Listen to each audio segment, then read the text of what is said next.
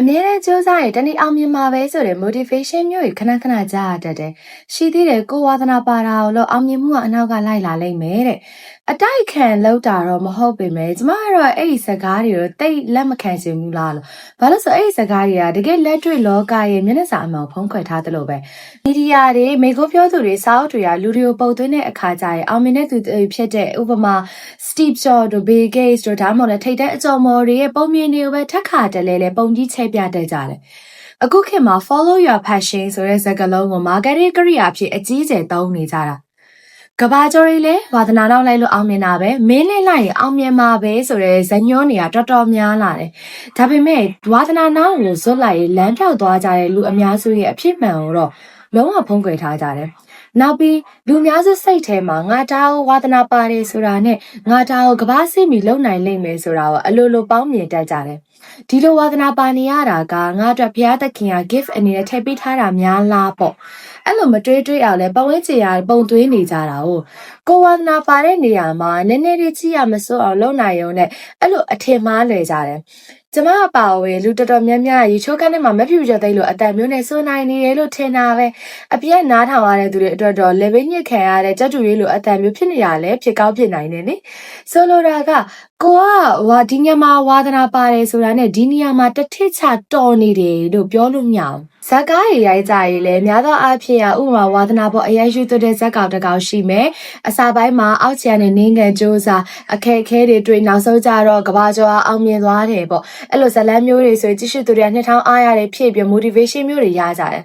ဒါပေမဲ့တကယ်တဲ့ဝါသနာပါတဲ့အရာကိုလုပ်ရင်အောင်မြင်သွားတယ်ဆိုတာအဲ့လောက်မရိုးရှင်းဘူးနောက်ွယ်မှာအကြောင်းရင်းတွေအများကြီးရှိနေမယ်တကယ်တော့ဝါသနာဆိုတာအလုပ်လုပ်ဖို့လောင်းစား energy ကိုပေးရုံတတ်ပဲဥပမာဆိုပါတော့ခလေးတယောက်ရှိမယ်အဲ့ဒီခလေးကပြေးရတာဝါသနာပါတယ်။ကျောင်းမှာတခြားခလေးထက်လည်းအပြေးမြန်တယ်။ကျောင်းမှာပြိုင်တော့သူအမြဲတမ်းဆုရနေကြ။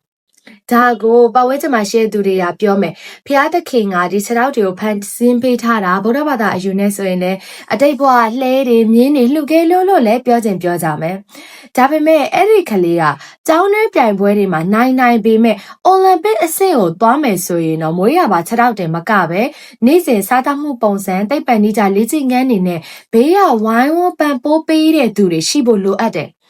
စနစ်နဲ့အခွင့်အလမ်းတွေရဲ့အထောက်ပံ့တွေလည်းအများကြီးလေးလိုအပ်တယ်။ဒီကလေးကိုယ်တိုင်ကလည်းမလောက်ချင်တဲ့နေ့တွေမှာတောင်ထပြီးတော့စီကရှိထားလုံနိုင်တဲ့စိတ်ဓာတ်ခိုင်မာမှုတွေလည်းလိုအပ်တယ်။ထိတ်တန်းကိုရောက်ဖို့ဆိုရင်ကညာဝရိယတွေကတော်ရုံတန်ရုံတိုက်ဆိုင်မှုမျိုးနဲ့မရအောင်။ဒါကြောင့်ရေကုန်ရေကဲစူးစမ်းနေပေမဲ့တခြားအကြောင်းအရာတွေမှာလွဲချော်နေလို့ဘာမှဖြစ်မြောက်ဖြစ်မလာပဲဇက်သိမ်းသွားတဲ့လူတွေကလောကကြီးမှာခံများ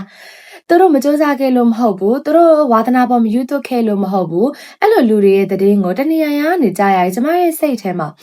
ကဘာကျော်ရဲ့စူးစမ်းမှုကပိုထူးခြားလို့အောင်မြင်လာတာချက်အောင်မြင်လာလို့ဒါသူတို့ရဲ့စူးစမ်းမှုကိုထူးခြားလိုက်တာလို့လူတွေကမြင်မိသွားတယ်လို့ထင်တာပဲ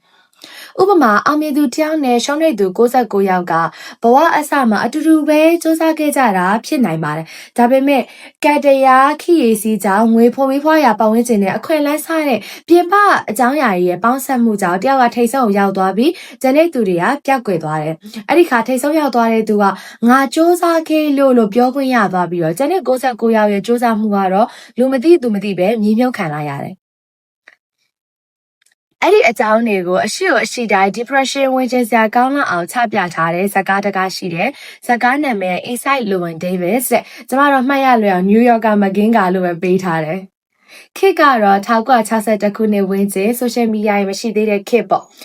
ဒါပေမဲ့လူသဘာဝနဲ့ဈေးကွက်ရဲ့သဘောတရားကတော့အတူတူပါပဲနယူးယောက်ရဲ့အေးစိတ်လမ်းမတွေပေါ်မှာလူဝင်းဒေးဗစ်ဆိုတဲ့အဆိုတော်တယောက်ရှိတယ်လူဝင်းကတချင်းဆိုခြင်းနဲ့ဝါသနာကိုအသက်မွေးဝမ်းကြောင်းဖြစ်အောင်ဇွတ်လုံနေကြတာသူ့တစ်ဘဝလုံးပဲသူကသူအောင်မြင်မယ်လို့လည်းတစ်ဖက်သက်ယုံကြည်နေတယ်ပါရမီလည်းပါတော့ပါရှားပါတယ်ဘယ်တချင်းကိုမစိုးခန်းစားချက်ထည့်ပြီးတော့ဖန်တီးတတ်တဲ့အမှုပညာရှင်တယောက်ပေါ့ဒါပေမဲ့ဘလောက်စူးစမ်းကန်ကမလိုက်တော့သူချစ်တဲ့ဂီတာသူ့အတွက်ပြောစရာစိတ်ထွက်ပေါက်မဟုတ်တော့ပဲသူ့နေ့တိုင်းဒုက္ခပေးနေတဲ့ချိန်စာတစ်ခုလိုဖြစ်လာတာပဲဒါကို तू ကမသိပေမဲ့ဘေးကလူတွေအားလုံးအဲ့ဒါသိတယ်သူကခေါင်းမာတယ်အမှုပညာမာနကြီးတယ်ဈေးကွက်ရဲ့အလိုအချက်ကိုမလိုက်ဘူးနားထောင်သူတွေကဘာပဲကြိုက်သူကြိုက်တာပဲသူလုပ်ချင်တာ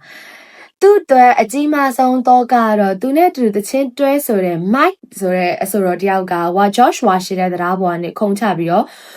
ကိုအဆုံးစိတ်စီရင်သွားတဲ့အချိန်ကနေစတယ်ဒီကိစ္စကသူ့ကိုစိတ်ထန်ရအကြီးကြီးရစေခဲ့တယ်လို့တယောက်တည်းတချင်းတွေဆက်ဆိုရတဲ့အခါမှာလည်းလမ်းပြောင်းစေခဲ့တဲ့အဓိကအချက်ဖြစ်လာတယ်ကြားတဲ့သူများမိမကိုလည်းခလေးရအောင်လှုပ်လိုက်မိသေးတယ်။ဝါသနာနောက်ကိုစွတ်လိုက်နေစောင်းဝင်နေရအခြေမကြတော့စိတ်ပိုင်းဆိုင်ရာတည်ငြိမ်မှုပျောက်ဆုံးလာတာပါပဲအကြောင်းကတော့ခလေးရသွားရင်မိန်းကလေးနာမည် Jeans တဲ့ Jeans ကလူဝင်ကိုခလေးဖြတ်ချဖို့ပတ်စံဆဲဆိုပြီးတော့တောင်းတယ်။အဲ့ဒါအလှလိုနေတာနဲ့ပဲသူ့ taste မဟုတ်တဲ့ Please Mr. Kennedy ဆိုတဲ့တချင်းတစ်ပုဒ်မှာဝင်ဆိုလိုက်ရတယ်။ပြီးတော့အဲ့တချီရမယ်ရေရှည်မူပိုင်ခွင့်ကြီး royalties ကိုမယူတော့ပဲလက်ငင်းငွေစီကိုပဲအမြန်ယူလိုက်ရတယ်ဟိုမှာခလေးဖြတ်ချဖို့အလှလိုနေတာဟုတ်ဖြစ်စင်တော့နောက်ပိုင်းမှာအဲ့ဒီတချင်းကကဘာကျော်အောင်ပေါက်သွားပေမဲ့သူကတော့တပြားမှမရပဲဒုံရင်းပဲသူများအိမ်လိုက်အိမ်သူများအိမ်မှာပဲစကားကြုံစီ jeans ကိုတော့ကိုရင်ဖြတ်ချပေးနိုင်ခဲ့ပါတယ်တခုကအဲ့လိုခလေးတော့ဖြတ်ချပေးရင်းနဲ့လွန်ခဲ့တဲ့နှစ်အနည်းငယ်ကသူတွဲခဲ့တဲ့ရီစာဟောက်ဒိုင်ယန်ဆိုတဲ့အမျိုးသမီးကတော့သူနဲ့ရခဲ့တဲ့ကိုဝင်ကိုမဖြတ်ချပဲမွေးခဲ့တယ်ဆိုတာကိုပါဆရာဝန်စီကနေမမေးမိပဲသိလိုက်ရတယ်အခုဆိုရင်အဲ့ဒီခလေးက2နှစ်အရွယ်တောင်ရှိနေပြီဆိုတာပါသိလိုက်ရပေမဲ့သူကိုယ်တိုင်ကဖခင်တယောက်အနေနဲ့သွားလည်းမတွေ့နိုင်တာဝန်လည်းမယူနိုင်ပဲနဲ့ရင်ထဲမှာနောက်ထပ်အလူးလဲခံစားရပြန်ရောသူ့မှာကိုယ်ပိုင်အိပ်ရတော့မရှိလို့သူများအိမ်မှာလိုက်အိမ်နေရတာဒါပေမဲ့လောကကြီးကသူ့ကိုမင်းမနေစရာအိမ်သာမရှိတာခလေးကတော့2နှစ်ရှိပြီဆိုပြီး surprise တိုက်လိုက်တာပေါ့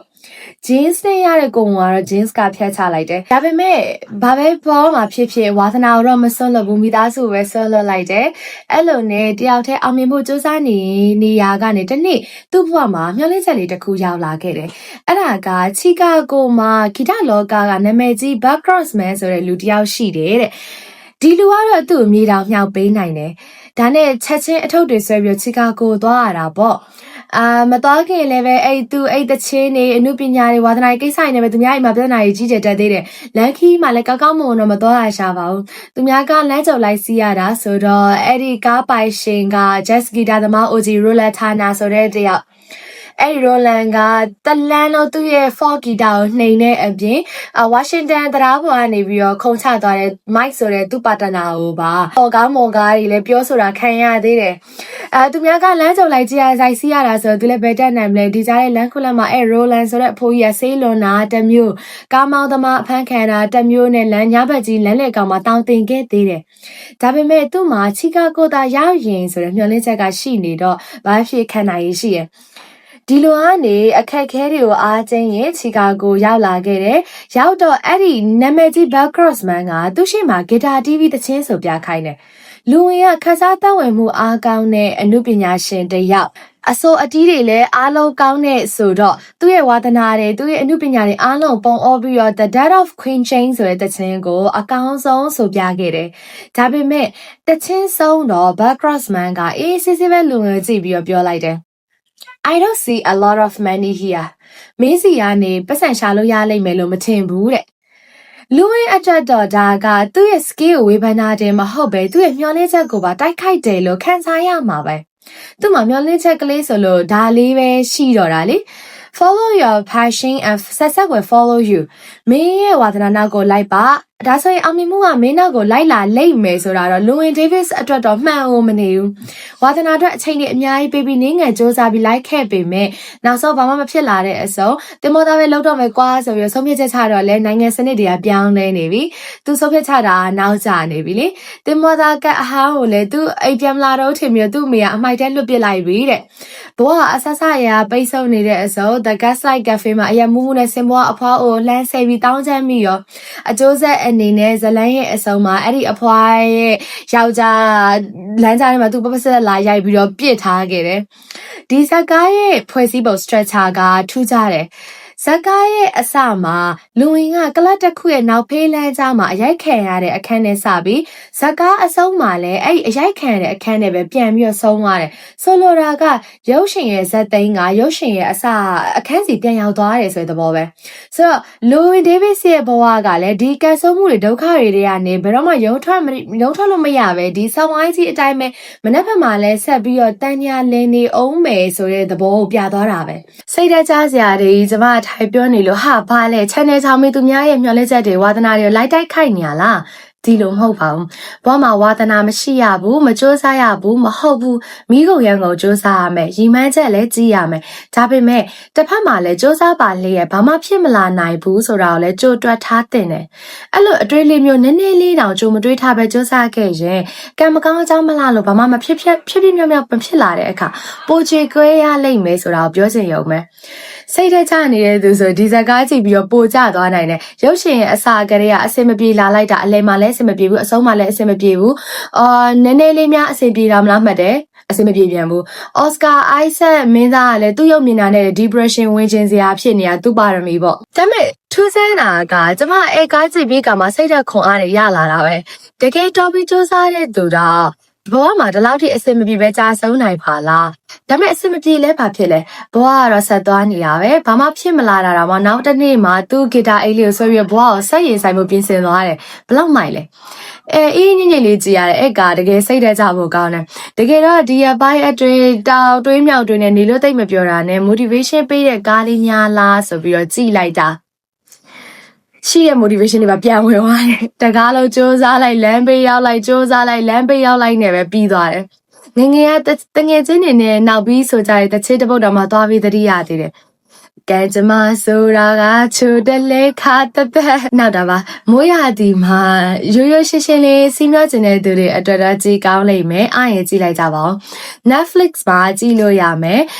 ကျမကတော့ဒီလ Netflix ရဲ့ membership ကြီးကကုန်သွားပြီဆိုတော့ကြည့်လို့မရလို့ Pluto TV ဆိုတာကနေ VPN ခံပြီးတော့နိုင်ငံတွေခေါ်ကြော်ခပြီးတော့ကြည့်လိုက်တယ်အဲ့ဒီ Pluto TV မှာတော့ free ကြည့်လို့ရတယ် channel မြန်မာမှာရှာကြည့်တာတော့မတွေ့မိဘူးအဲ့ဒီဇာတ်ကားဒီဇာတ်ကားထဲမှာ folk တချင်းတွေအများကြီးပါခဲ့တယ် authentic folk commercial folk pop folk traditional irish folk အစုံပဲအဲ့ဒီကမှာ the Gatside cafe စင်ပေါ်မှာဆိုသွားခဲ့တဲ့500 miles ကတော့ကျွန်မအကြိုက်ဆုံး folk တချင်းပဲအရင်ကတည်းကနားထောင်ခဲ့တာဒီတချင်းကအကြောင်းရင်းမျိုးနဲ့တခြားနေရာဒေသအသီးသီးစီထွက်ခွာသွားခဲ့ရတဲ့သူတွေကအနောက်ကိုပြန်လှည့်ကြည့်တဲ့အခါသူတို့ရဲ့အတိတ်အိမ်ငယ်ဘဝတွေနဲ့ဘလောက်တောင်ဝေးကွာသွားခဲ့ပြီလဲဆိုတာနဲ့ပတ်သက်ပြီးဆက်ဆိုထားတဲ့တခြင်းလေးပေါ့ကျွန်တော်တို့ပတ်ဝန်းကျင်မှာလည်းပညာရေးအတွက်ပဲဖြစ်ဖြစ်စီးပွားရေးအတွက်ပဲဖြစ်ဖြစ်မိသားစုတငယ်ချင်းတွေနဲ့ဝေးရာကိုထွက်ခွာသွားခဲ့ရတဲ့သူတွေအများကြီးရှိလိမ့်မယ်အားလုံးလည်းအိမ်ကိုလွမ်းနေကြလိမ့်မယ်လို့ထင်ပါတယ်ဒါပေမဲ့ဒီတခြင်းလေးတွေကလိုပဲငါဒီလိုပုံစံနေတော့အိမ်ပြန်လို့မဖြစ်သေးဘူးဆိုပြီးအဆအဆအရာမျိုးသိရင်မိုင်ပေါင်း900အကွာမှာဆက်ပြီးတိုက်ပွဲဝင်နေကြဆဲပါပဲအဲ့တချင်းရဲ့အောက်မှာ comment တစ်ခုမှာဆီယမလားဆရာလားတော့မသိဘူးလူတယောက် comment ရေးထားတာကျွန်မဖတ်လိုက်ရတယ်သူကသူ့ရဲ့8နှစ်9နှစ်အရွယ်ကလေးတွေကိုဒီတချင်းသင်ပေးဗာပြောခဲ့လဲဆိုတော့နောက်တစ်ချိန်မင်းတို့တွေလူကြီးဖြစ်လို့အိမ်နဲ့ဝေးရာလေးစိတ်တွေဘူတာယုံနေမှာတယောက်တည်းအထီးကျန်နေတဲ့အခါဒီတချင်းလေးကိုပြန်ကြပြီးဘာတော့ကမှမရှိခဲ့တဲ့ငယ်ဘဝကိုတတိယကြရင်စိတ်ခွန်အားရကြပါစေတဲ့အဲ့ comment လေးကိုဖတ်ပြီးကျမစီဆလာတင်နေတဲ့ကလေးတွေကိုဒီတချင်းလေးတင်ပေးဖို့ idea ရသွားခဲ့တယ်ဇာတ်ကားမကြည့်ချင်တော့တချင်းလေးတော့နားထောင်ကြည့်ကြပါ description မှာ link ချထားပေးတယ်အားလုံးကျေးဇူးအများကြီးတင်ပါတယ်